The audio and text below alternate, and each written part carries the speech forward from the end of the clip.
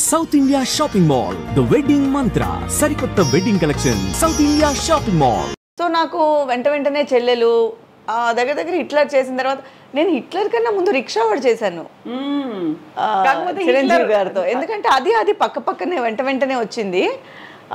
నేను హిట్లర్ ఎలా చేశాను అంటే మామూలుగా మనోరమ గారి కూతురు కింద లవ్ బర్డ్స్ చేశాను, ప్రభుదేవ్ గారి సిస్టర్ కింద, పి వాసు గారి డైరెక్షన్లో.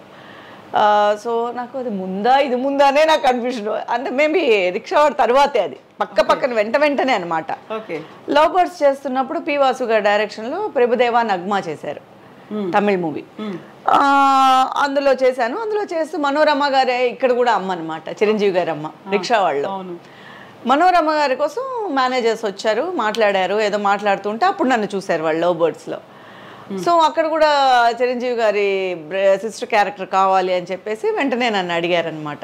బట్ అందులో వర్క్ కొంచెమే, బట్ అది కూడా ఇంపార్టెంట్ రోల్గానే ఉండింది, బాగానే ఉండింది. ఆ తర్వాత హిట్లర్ అనేది అసలు అదంతా మాసిపోయింది అనమాట. మిగతా ఏ చెల్లెళ్ళు చేసినా కూడా అదన్నీ మాసిపోయి హిట్లర్ ఒకటే నాకు మెయిన్ టైటిల్ అయిపోయింది అనమాట. చాలా ప్లస్సే కదా నాకు. So true. అందులో ఎన్ని నాస్టాలజిక్ మూమెంట్స్, మెమరీస్ ఎన్ని ఉన్నాయో, ఆ తర్వాత కూడా కొన్ని దాన్ని ఏమంటారు భయంకరమైనటువంటి సిచ్యువేషన్స్ బయట ఫేస్ చేసినవి కూడా ఉన్నాయి కదా. అవును, ఎందుకంటే చిరంజీవి గారిని తిడతాను కదా. అవును కదా. ఓకే, ఒక్క డైలాగే చాలు సినిమా అంతటికి. నాకు అదే అనిపిస్తుంది, అసలు పెద్ద మెగాస్టార్ గారి సినిమాలో ఒక చిన్న వర్డ్ కూడా అంత విలువ ఉంటుంది. సో ఒక నా సెంటెన్స్ చిన్నదే, నేను చూస్తే ఎముళ్ళా ఉన్నావు నాకు అనేది, బట్ ఆ ఫీల్ అనేది ఒక అన్నయ్య కష్టపడి పెంచి అన్నీ చేసిన తర్వాత ఆ ఒక వర్డ్ ఎంత హర్ట్ చేస్తుంది అన్నయ్యని. సో అది జనాల్ని ఎంత హర్ట్ చేసింది. వాళ్ళ రియాక్షన్ చూసాక నాకు అర్థమైంది, అమ్మో ఇంత పవర్ ఉంటుందా డైలాగ్స్కి అని. కాకుండా అది మీ అంతా మీరు కావాలని చేసింది కాదు, ఆ స్క్రిప్ట్ అలాగే ఉంది. దాంట్లో సినిమాలో ఫ్లో, అది నెక్స్ట్ సీన్ ని బిల్డ్ చేసేది, ఆ టెంపో మెయింటైన్ చేసేది అదే డైలాగ్. అందుకని అసలు ఆ డైలాగ్ అంటే ఆ సినిమాకి ఒక ఎక్కువ, అంటే ఆయన లాస్ట్ ఆ డైలాగ్ తర్వాత ఆయన అక్కడి నుంచి వెళ్ళిపోతారు కదా. సో ఆ పెయిన్ చాలా క్యారీ ఓవర్ అవుతుంది అనమాట, దానికి చాలా హర్ట్ అవుతుంది. అంటే నేను ఇంత అల్లారు ముద్దుగా పెంచుకున్నటువంటి తనే అలా అనేసిందే, ఏం నోరు తెరవని ఆ అమ్మాయి కూడా ఇలా మారిపోయింది అనేసరికి అసలు సినిమాలో అయితే గూస్ బంప్సే మొత్తం. మేము ఫస్ట్ అందరం కలిసి ప్రివ్యూ చూసాం. చిరంజీవి గారు, అక్క చెల్లెళ్ళు, మా వరకే ఒక ప్రివ్యూ వేశారు. అప్పుడు ప్రివ్యూస్ ఉండేవి కదా, మా వరకే ప్రివ్యూ వేశారు. ఫస్ట్ ప్రివ్యూ చూసినప్పుడు అంతా ఎంత ఆనందం అయిపోయిందో, టైటిల్లో మొత్తం స్క్రీన్లో పేరు వచ్చినప్పుడు. సో ఆ సినిమా అంతా మేమేదో ఒక శ్రీదేవి లాగా ఫీల్ అయిపోయాం. సో టోటల్గా పెద్ద హీరోయిన్ లాగా ఫీల్ అనిపించింది అనమాట, చాలా హ్యాపీగా అనిపించింది. సో బయట నువ్వు ఒక ఎముల్లా కనిపిస్తున్నావు అన్న డైలాగ్ ని ఎలా రియాక్ట్ అయ్యారు, అసలు ఎలా తీసుకున్నారు? అసలు ఇప్పుడు 50 days ఫంక్షన్స్ కంతా నేను చెన్నైలో ఉంటున్నాను కాబట్టి ఈ చుట్టుపక్కల వాటన్నిటికీ మమ్మల్ని పిలిచేవారు. సిస్టర్స్ అంతా చెన్నైయే, మమ్మల్ని సూళూరుపేట, నెల్లూరు, ఇవన్నీ 50 days ఫంక్షన్స్ అంతా మేము అటెండ్ అయ్యేవాళ్ళం. హైదరాబాద్ అంటే కొంచెం లాంగ్గా ఉండేది, దానికి కూడా కొన్నిటికి వెళ్ళాము. సూళూరుపేటలో ఒక ఫంక్షన్, 50 days ఫంక్షన్ సంథింగ్ అని, సరే రమ్మన్నారు. మేమంతా నేను అప్పుడు అంబాసిడర్ ఉండేది, సరే ఒక అంబాసిడర్లో వెళ్తూ ఉన్నప్పుడు కొంతమంది సూళూరుపేట ముందు ఒక విలేజ్ దగ్గర చాలా మంది అడ్డుకొని ఆపేశారు కారు ఆపేస్తే ఎందుకు ఆపేశారో అర్థం కాలేదు.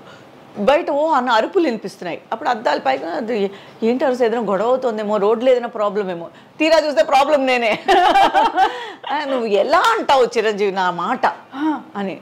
సరే నాకు కూడా అందరూ ఉన్నారు కాబట్టి కొంచెం ఇదిగానే, లేదా మళ్ళీ చూడాలంటే చూసి మళ్ళీ ఎందుకు అన్నావు, ఎలా అంటావు అని.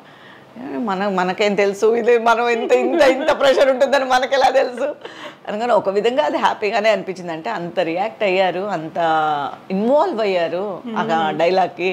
సో ఈ విధంగా కొంచెం మనం ఫేమస్ అయ్యాము అనిపించింది. సో చిరంజీవి గారి మీద ఉన్న అభిమానం ఎలాంటిదో, వాళ్ళ అభిమానులు ఎంత రియాక్ట్ అవుతారో అప్పుడు అర్థమైంది. ఛాన్సే లేదండి. బయట అసలు మనం అనుకుంటాం కానీ మనం చూసేదంతా ఘోరంతే అనిపిస్తుంది, అంత అభిమానం ఒక్కొక్కళ్ళల్లో ఉందండి. ఈ చిన్న రోల్స్ చేసే మా మీదే ఇంత అభిమానం ఉండేటప్పుడు, అంత పెద్ద లెజెండ్ యాక్టర్ మీద వాళ్ళ మీద ఉండే ప్రేమ అసలు అతీతం. వాళ్ళు దేనికైనా రెడీ, ఆ ప్రేమకి వాళ్ళు దేనికైనా ప్రాణాన్ని ఇచ్చేసే దానికి కూడా రెడీ.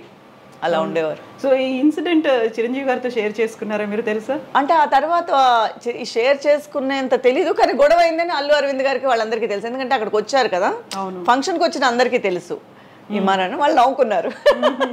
ఇంకేమంటారు, చిన్నపిల్లని ఇలా అనేసరికి నవ్వుకున్నారు అందరూ. అవునా, సరే నువ్వు బాగానే వచ్చావు కదా, నిన్నేం కొట్టలేదు కదా ఎవరు. సో ఆ తర్వాత వెంకటేష్ గారికి కూడా చెల్లిగా యాక్ట్ చేయడం అనేది. అవును, జయం అనేదేరా కూడా నా కెరియర్లో హిట్లర్ తర్వాత గొప్పగా చెప్పుకునే సినిమా జయం అనేదేరా. జయం అనేదే అంతకుముందే సురేష్ ప్రొడక్షన్లో నేను కలిసుందనరా ఫస్ట్ ఫిల్మ్ చేశాను. కలిసుందనరాలో ఒక చిన్న రోల్ అయినా కూడా ఆ రోలే సినిమా మొత్తానికి ఒక ఆయువు పట్లాగా. సో టోటల్ బేస్ స్టోరీయే దాని మీదే ఉంటుంది. సో నేను కలిసుందనరా చేశాను. ఆ తర్వాత సురేష్ ప్రొడక్షన్లో రెగ్యులర్గా నేను ఒక 5 సినిమాల వరకు చేశాను. నాకు నేను, నీకు నువ్వు, కలిసుందనరా, జయం అనేదేరా. సో తర్వాత ఇంకో 2 సినిమాలు ఏదో కూడా చేశాను. సో కంటిన్యూస్గా పిలుస్తూనే ఉన్నారు. జయం అనేదేరాలో మాత్రం నాకు మంచి రోల్ వచ్చింది. మంచి అంటే టోటల్గా ఒక ఫ్లాష్ బ్యాక్కే ఒక రీజన్ అనమాట ఆ సినిమా, కీలకమైన పాత్ర అని. అది కూడా నాకు కెరియర్లో మంచి పేరు తెచ్చిపెట్టింది జయం మందిరా కూడా. అది కూడా మర్చిపోలేను.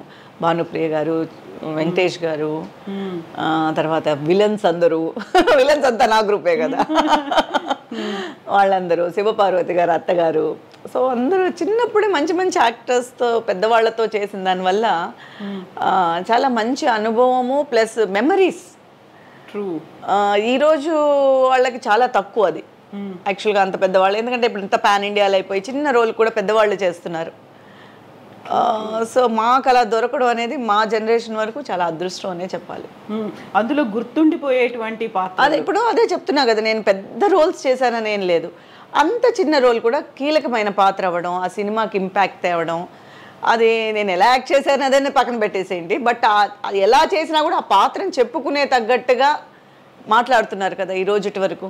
సో అది నాకు చాలా హ్యాపీ అనమాట. అంటే ఒక ఆర్టిస్ట్గా నేను ఒక ఫుల్ఫిల్ అయ్యానమాట. ఓకే, మన కూడా చెప్పుకుంటున్నారు బయట అనే ఒక ఆనందం ఉంటుందన్నమాట ఎప్పుడు.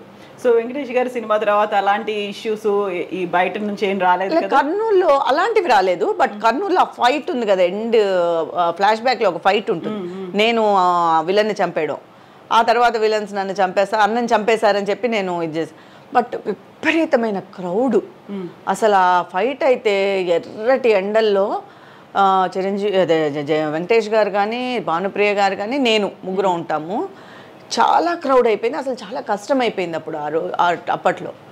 సో అంత నెగిటివ్ అనుభవం ఏం లేదు, ఇలా తిట్టడాలు అదంతా లేదు. కానీ దానికి చాలా కష్టపడడం. ఇక్కడి నుంచి మేము బై కార్ వెళ్ళడం, ఆ కారు మధ్యలో చెడిపోవడం, మేము చాలా స్ట్రగుల్ అయి వెళ్ళడం, అలాంటి పర్సనల్గా నేను కష్టపడ్డాను దానికి. సో ఈ చెల్లి క్యారెక్టర్లు ఇవన్నీ చేస్తున్నప్పుడు ఎవరైనా ఆఫర్స్ రాలేదా హీరోయిన్గా చేస్తే బాగుంటుంది అనేది? హీరోయిన్ ఆఫర్స్ వచ్చింది అదే. బట్ ఏంటంటే మనకి పెద్ద పెద్ద సినిమాలు అని చెప్పలేము. మామూలుగా ఇప్పుడు చెల్లెల క్యారెక్టర్గా ఆబ్వియస్గా మనం ఎంట్రీ ఇచ్చేసినప్పుడు హీరోయిన్గా 1-2 వస్తాయి. కానీ ఏంటంటే మనం హీరోయిన్గా చేసేటప్పుడు మనం కొన్ని రూల్స్ అవన్నీ పెట్టుకోలేం. ట్రూ. సో మనం ఫ్రీగా వాళ్ళకేం కావాలో మనం ఇవ్వాలి. వాళ్ళు ఎలా ఎక్స్పెక్ట్ చేస్తున్నారో మనము చెయ్యాలి. కాస్ట్యూమ్స్ విషయంలో కానివ్వండి, తర్వాత మనకంటూ కొంచెం వాళ్ళకి తగ్గట్టుగా మన ఫిజిక్ కూడా ఉండాలి.